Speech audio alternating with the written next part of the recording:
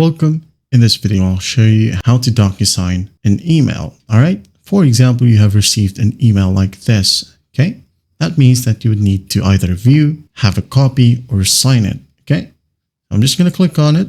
Now to sign it, you have two options. Okay. First, you can go ahead and click on review document. Okay. And make sure that it is from @docusign.net. Okay. If not, don't click on review. Okay, you'll have to verify it. If you don't know how to verify a DocuSign email, you can go ahead and check it out on the channel. We have a separate video for that. Okay, going back, as I've said, we have two options. One is here, and the second one is by using the security code. Okay, for this example, I'm going to be using the security code. I'm just going to copy it like so.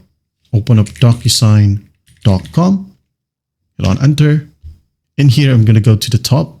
Click on Access Documents, click, then paste the code in here.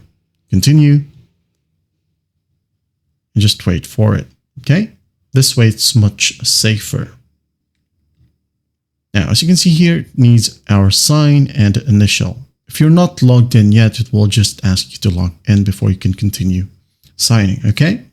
Now, first up, it needs a sign, also an initial. So I'm just going to click on it.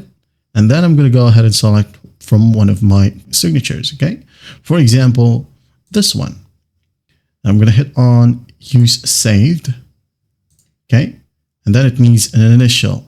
Just click on it and your initial will be automatically placed, okay?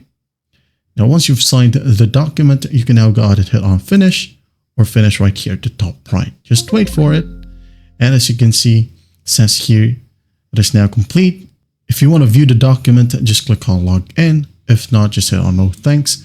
And once done, you're good to go. And when you go back to your Gmail or emailing service, you'll be able to see an email that says your document has been completed as well. All right, there you have it.